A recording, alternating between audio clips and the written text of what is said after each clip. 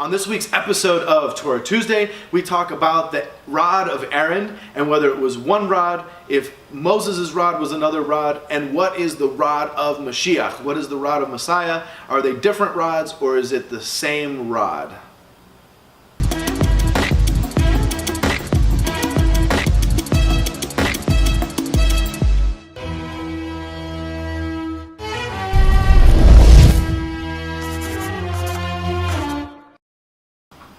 Welcome to another episode of Torah Tuesday. This week we pick up in Torah Tuesday episode 12.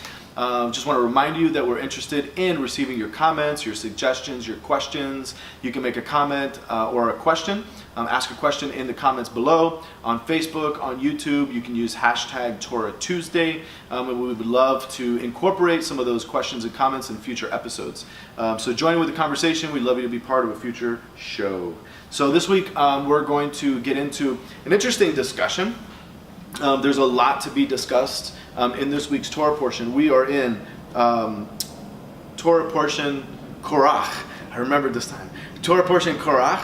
A little tired today, so we're working through it, pushing through it. And so this week's a very interesting Torah portion, Numbers chapter 16. We're going to be focusing on Numbers chapter 17 in particular.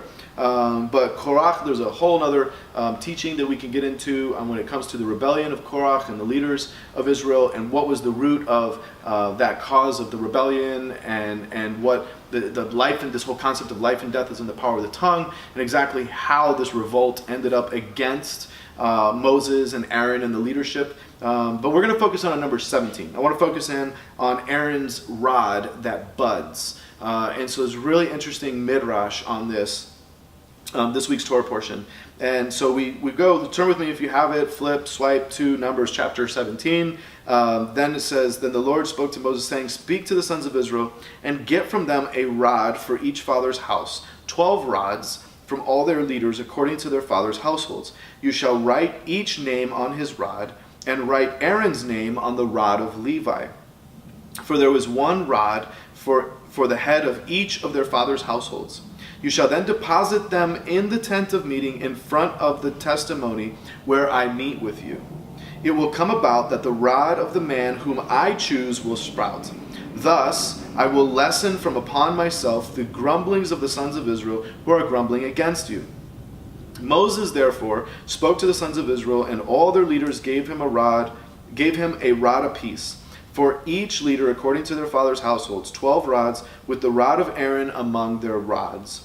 So Moses deposited the rods from before the Lord in the tent of the testimony. We fast forward, and we see that on the next day, Moses goes into the tent of meeting in front of the tent of the testimony, and behold, the rod of Aaron for the house of Levi had sprouted and put forth buds and produced blossoms, and it bore ripe almonds. Moses then brought out all the rods from the presence of the Lord to all the sons of Israel, and they looked, each man took his rod, right? And so then it says, Then the Lord said to Moses, Put back the rod of Aaron before the testimony to be kept as a sign against the rebels, that you may put an end to their grumblings against me, so that they will not die. Now, really interesting, because a lot of times when we consider Aaron's rod, we think that Moses took literally Aaron's rod, which had been used in previous occurrences. We see that Moses and Aaron used this rod throughout their times. Moses has it at one point in time, Aaron has it at another point in time, and we see them interacting with rods, but in our mind, we paint the picture that everyone has their own rod, and that the rod that Moses took from Aaron, that it was that same rod that Aaron used in Egypt, and that he took that rod, and basically Aaron was left, I guess, without a rod, and then he would have had to have gone and gotten potentially another rod, because it was typically used. There was rods that were always used as, walking in defense and in the wilderness, and when you're shepherding and all these things, they always would have a staff, a rod, right? And so we think a lot of times, at least we paint this picture in our head, that everyone had their own rod, and Aaron lost his rod and it went towards in front of the ark, and that it budded. But when you consider this, it was actually the rod of Levi, and that Aaron's name was written on that rod. So there's a couple different ideas or suggestions, or what's called midrash, these stories, or discussions on where did the rod come from, Whose rod was it? And did Aaron only have one rod, or were there two rods now that can be connected with Aaron? So I want to read to you some commentary and to read to you some concepts and ideas because this rod in the hand of Aaron, all right, the high priest, is endowed, or we're seeing in the scriptures that it's endowed with like this miraculous power during several of the plagues that preceded in Exodus. In this function, the rod of Moses was equally potent. Upon two occasions, however, the single virtue of spontaneous power, when not in the grasp of its possessor, was exhibited by Aaron's rod. At one time, it swallowed the rods of the Egyptian magicians, and at another, it blossomed and bore fruit in the tabernacle in this week's Torah portion, as we're reading these Torah portions, as an evidence of the exclusive right to the priesthood of the tribe of Levi. And so when we consider this rod, there's some really interesting rabbinical literature of, is it the rod itself, or is there something deeper that's happening? And does Moses have his own rod, or is Moses and Aaron using separate, or does Moses and Aaron have separate rods, or is it a collective rod that Moses and Aaron are sharing and using for bigger purposes? So there's interesting commentary that I want to share with you guys on this in regards to the rod, because different things are happening throughout different portions. For example, we even see that like Jacob, when he crosses the Jordan, we see rods used all throughout the scriptures. I mean, you could think even, Psalms 23, thy rod and thy staff, they comfort me, right? We see them all through the scriptures. It says the staff with which Jacob crossed the Jordan is identical with that which Judah gave to his daughter-in-law Tamar. Genesis chapter 32, verse 10, and Genesis chapter 38, verse 18. So the question is, and what the Midrash is here discussing is, this rod, which is really interesting concept, is that this rod that Aaron used and that Moses used was the same rod that Abraham used, that Isaac used, that Jacob used, and that it was passed down from generation to generation. We rewind even more, this rod, they're saying, so let me finish this concept. Here's a really deep concept, a deep consideration, especially when we wrap this up at the end. So the Bible ascribes similar miraculous powers to the rod of Aaron, to the staff of Moses. All right. The Agadah goes a step further and entirely identifies the rod of Aaron with that of Moses. So again, there's even a midrash back and forth between the sages that say, do they have separate rods, or is it the same rod that they're just using in different scenes at different points and time? The staff, like I said, was handed down to Jacob, that he used to cross down the Jordan was given to Judah. Then it is likewise the holy rod with which Moses worked in Exodus, and through different parts of Exodus, with which Aaron performed wonders before Pharaoh in Exodus 7, verse 10, and with which finally David slew the giant Goliath in 1 Samuel chapter 17, verse 40. Really interesting, because when David is going to confront Goliath, they get him ready for battle. They put armor on him. He's got a helmet. He's got a sword. He's got all these things weighting him down. And he comes into battle before Goliath, and he says, I can't fight like this. This isn't natural. This isn't what God is wanting me to do. He knows what his calling is. He knows what the outcome is going to be. So when you read 1 Samuel chapter 17, verse 40, it says, and he took his staff. He took his rod, and then he took his slingshot, and he took some smooth stones out of the river, out of the brook, and then he went forward to conquer. But notice this central piece is this rod that goes with him. The Agadah continues to go on and says that David left it to his descendants, and the Davidic kings used it as a scepter until the destruction of the temple, when it miraculously disappeared. It says then in the Agadah that when the Messiah comes, it will be given to him for a scepter in token of his authority over the heathen. Crazy concept, right? So let's go even further into this concept, because where does it come from before? So the legend then still continues, and it goes even further, considering Aaron's rod, that God, on the sixth day of creation, when he creates man, that he also gave man this staff, this scepter. Because what does he tell Adam to do? He says, go forth and take dominion. He says, you're the one that is supposed to rule over my creation. So every king would have a scepter, right? So it says in the Midrash that Adam would have been given this rod, and it started from there. Now what's really interesting is, where does the rod come from, right? We're going to connect that at the end.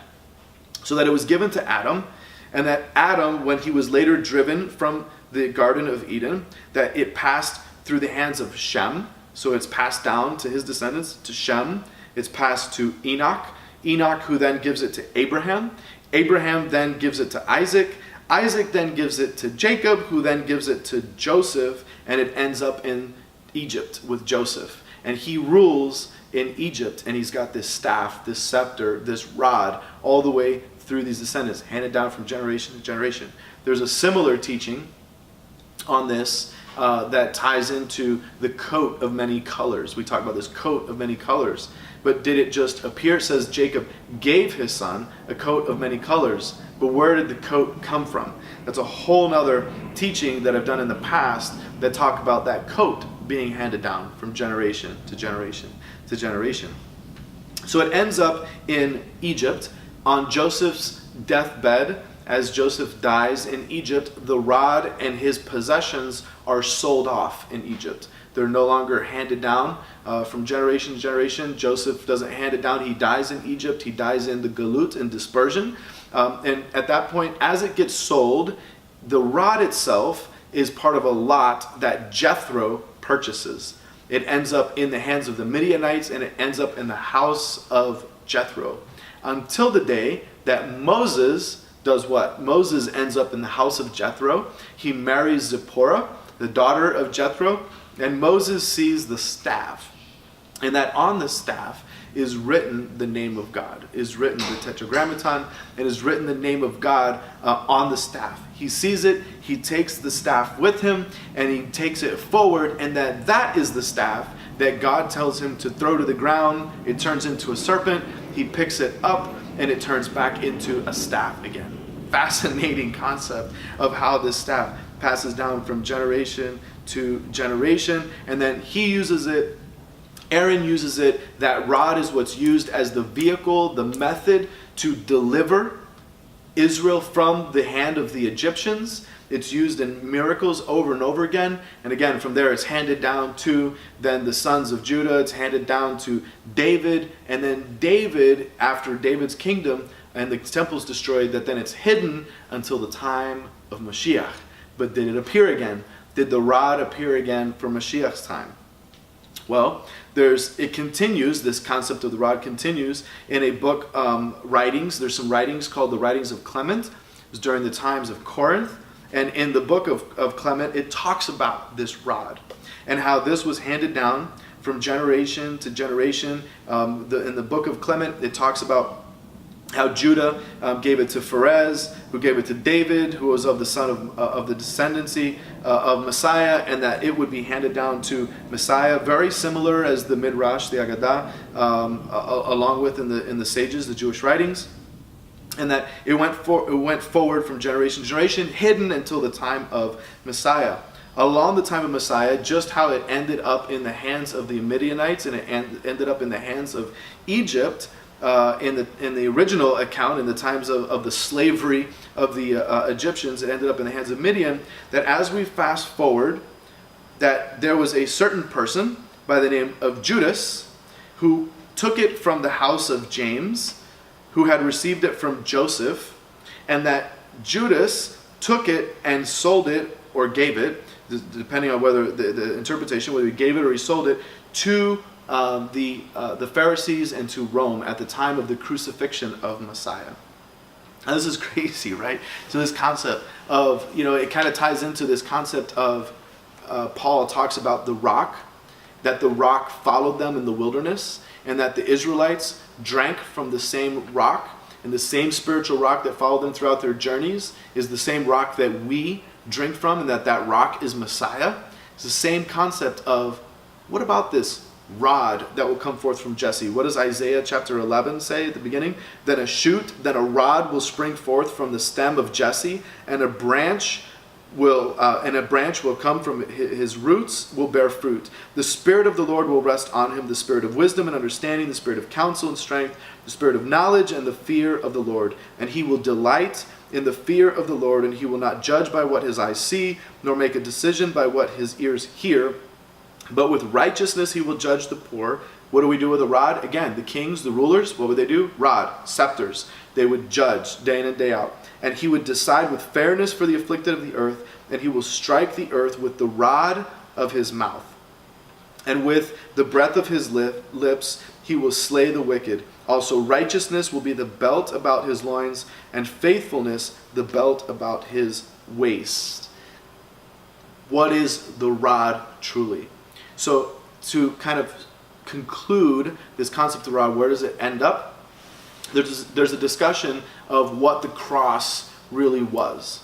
How did the Romans really crucify in ancient times? We, a lot of times, interpret, again, through movies, through paintings, so these things, modern versions of what it is.